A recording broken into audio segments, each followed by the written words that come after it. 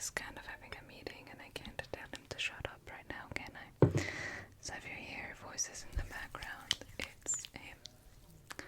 Well, so the first story, like I said, must have been like about 8 or 9 years old. I can't exactly remember, or maybe even younger. But like I said, I can't remember which year it was. Only that we went on holidays with my parents, of course. We went to Rimini, which we always do, or at least always did. And we were walking at night to grab ice cream after dinner, and we were walking alongside these like pebble streets, and you must imagine that there's always like hotels on the side where the beach is, and like hotels but also restaurants on the other side of the street, and like cars passing in between those two walking passages. And there has always been one hotel, I think it's called the Du Londres if I'm not mistaken, and they have a very old look to it, like with like very romantic looking balconies that are fairly big, and they always have, of course,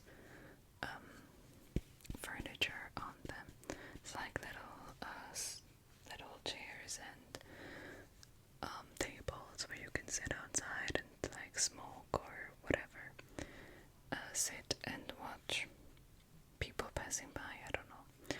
So these balconies do not face the seaside, but they faced the street we were walking on, and I can remember clear as day that there were so many people walking around at night, and everybody was like busy looking at the stores, and there was a comic store that my dad would always want to go to with like comics, but also like magazines and stuff like that, that also sold like these beach stuff that you could buy. So we were looking at that when all of a sudden I see a red dot, like from, the sniper guns, like these red dots, that like laser dots, and I was so confused as to what that was, and I got this very eerie gut feeling that something was completely off, and I showed my mom and like my dad and like my family in general this like red dot, and they could all see the dot, and I followed it for a while, and I was trying to see where it was coming from, because my parents were like, obviously this is just like a kid playing with like a laser pointer or something, but I had this eerie feeling that I couldn't shake, so I looked. I mean, I don't think it's gonna be covered well, but anyway, so I looked around to see where this dot could be coming from, and then I saw it on the balcony of this Du Londres hotel, on the farthest to the left balcony. There was a man sitting there, crouched behind the furniture, and he was wearing all black, and he had a gun that was pointing towards the crowd, and I got so scared. I can remember, like as a kid, I thought he was going to start shooting people, and at some point there were like dots on me, on my sister, and everyone. And I know this sounds so surreal, because like this memory still seems so fake, but I know that it happened to me. And then I told my dad and my mom, crying and like getting very frantic, that there was this man crouching there, but nobody could could see him except for me. And yeah, I thought I was going insane, like, because they saw the laser pointer, but they couldn't see the person that was crouching there with the alleged gun that was like, yeah, pointing it in the crowd. And so I was terrified and I wanted to go home, and I forced everybody to leave this place as soon as possible. And they didn't believe me, of course, because nobody could see it except for me. And yeah, that's the first story. They still to this day remind me of the time where I thought that that happened, but they all still insist that I must have been imagining it. I mean, this could be a time slip. This could be my wild imagination as a child. But I saw what I saw. Or maybe like something paranormal entirely, like a ghost or something. But I know that what I saw, and I could paint it for you right now. Like, I could paint you the scene and how he crouched beneath the furniture of this hotel, and it was so creepy. Like, I remember I would never get this out of my head ever. So yeah, that is the first story. After that, basically, I have not seen physical things that have not actually happened ever again, so it's not an illness. Maybe just an imagination. But let me know what you guys think about that in the comments, and if something like that happened to you as well, or you saw something that nobody else saw. Moving on to the next story.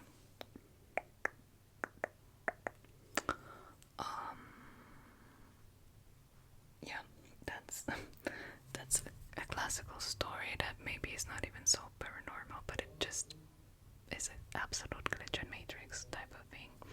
Cause like, I still don't know how this is possible. So it's everything started with me having a job at university.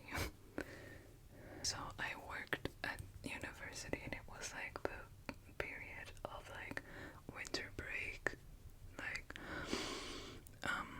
after all the exams were done and stuff like that, and I had to correct and to assist some of the students with certain tasks that they had to do. Like, they had to send me kind of like bibliography things or something like that, and I had to grade it. And I had to grade it and to correct the way they did it and kind of like respond to their emails and stuff like that. So it was also the time where we always go to the NAM show in Anaheim, and so we were preparing for this like flight, and everything was great. We were at the airport, and I had brought, of course, my laptop and the corresponding charger, of course, because I would have been in LA for 2 weeks, and so without a charger, of course, that would not have been possible to work. We had been upgraded to business class and had kind of like this compartment where you could put everything that you have in your bag, kind of like into little nooks and crevices in the plane. And there was kind of like a little drawer in front, like to open like this, like I don't know how to say it in English, but like you can open it, the flap, and put things in it. And I remember that I had prepared everything to work during the 11 or 12-hour flight. And so I had put my charger into that particular drawer.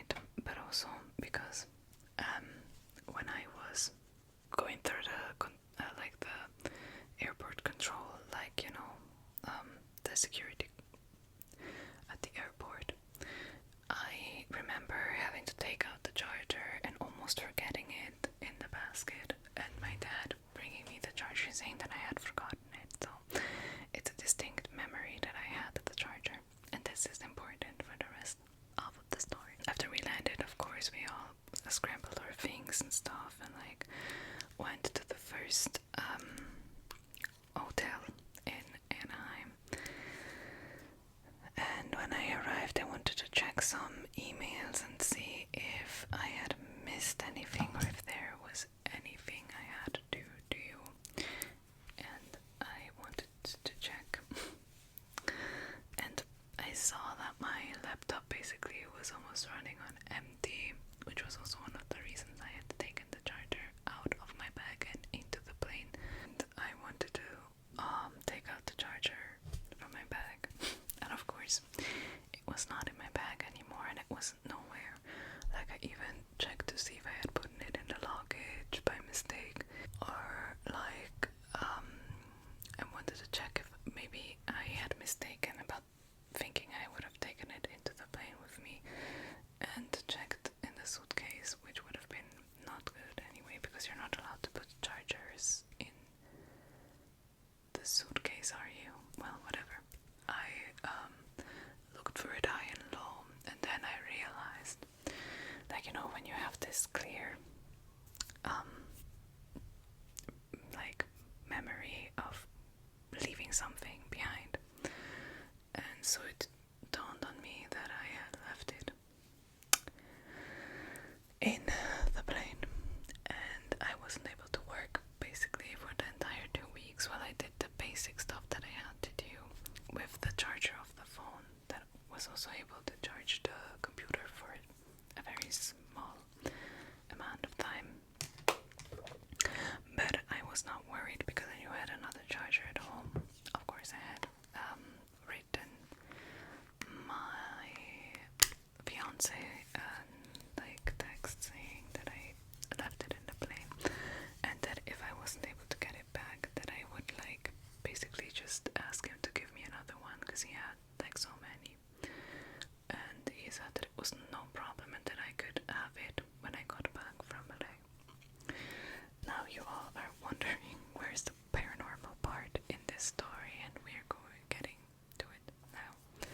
So coming back from LA, I went to work like a few days later, and I had picked up a new charger.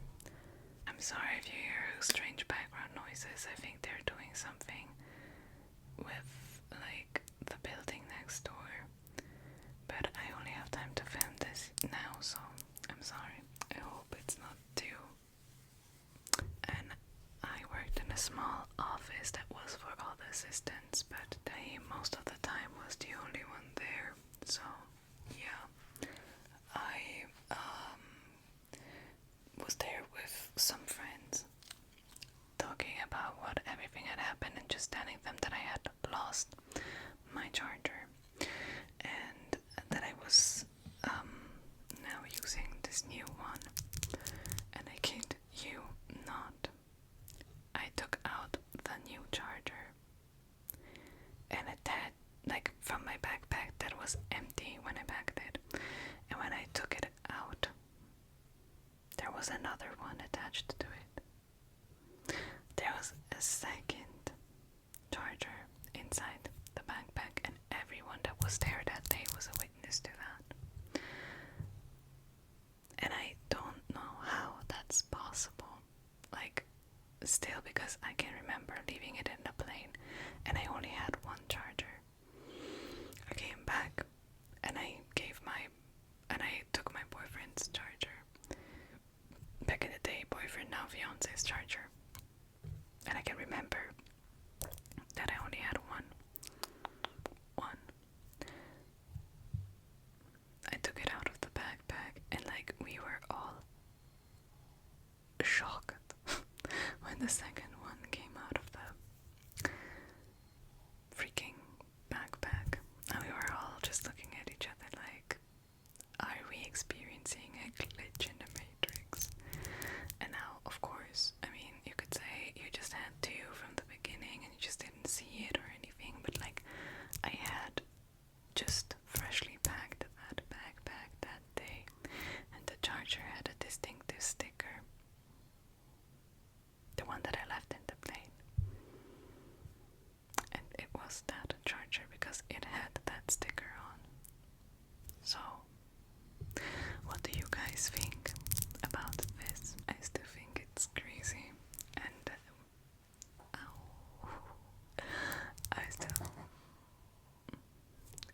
next Georgie, but no, do not the listeners.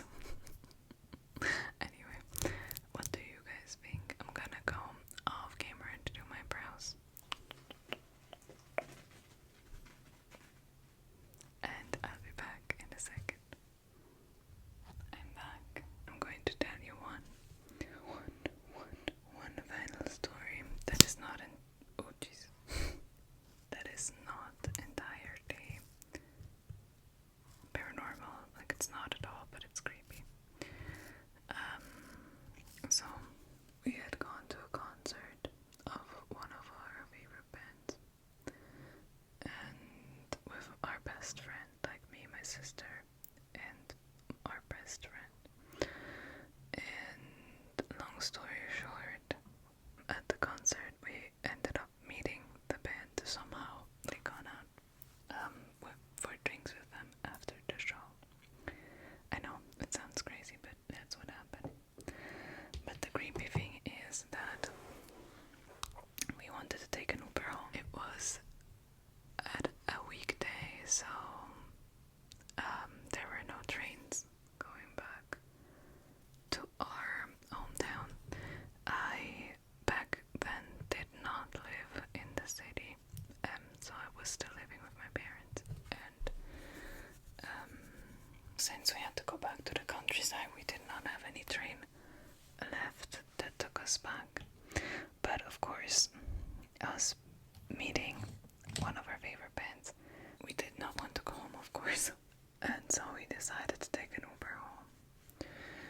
One of the bandmates ended up ordering an Uber for us to get back home, but the catch was that, of course, he had put in his name, and the Uber driver was very confused at first, but then there was a shift in his mood, because he was like, also, you're not the ones who ordered the Uber, and we were like, no, but he ordered it for us. And then he started to get very aggressive, and he was like, well, I can take you to the place you want to go, but I will basically take turn off the Uber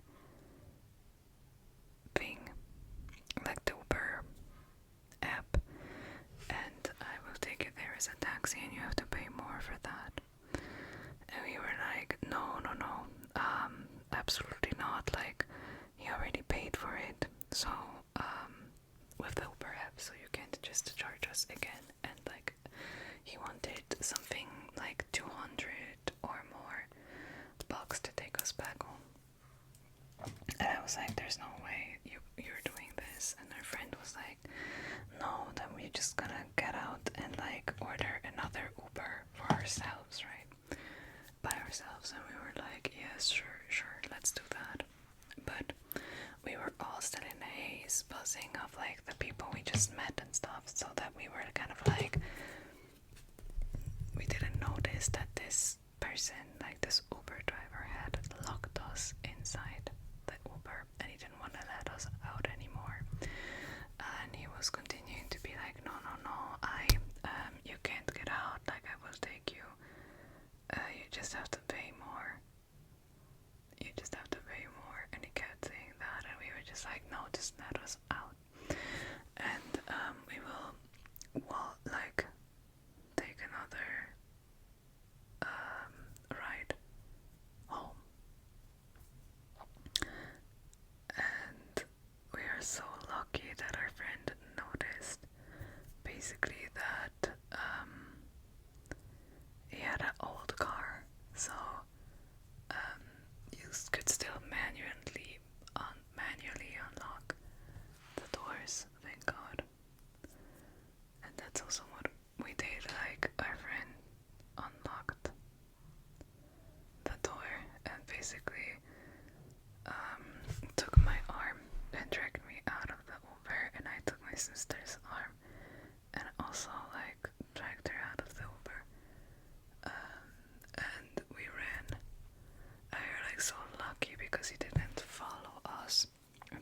reason it didn't follow us was because right at that time, a cop car pulled up, and he was afraid that we were going to tell the police that he had locked us inside the Uber. And so we escaped, and we were able to order another Uber. But yeah, it was scary because he was getting so aggressive, and he didn't want to let us out of the car. And if it was a modern car, I don't know what would have happened, because he didn't let us out of the car anymore. So yeah, always make sure that you check out the car you are riding when you order an Uber. Best thing to do is to always send your location, or like the Uber driver's information, to your friends or your family. And yeah, always be vigilant who is taking you where, because just because it's Uber, it doesn't mean that they can't do anything weird. They can turn off the app like he did, and once you're in the car, it's always harder to get out if you don't know how to.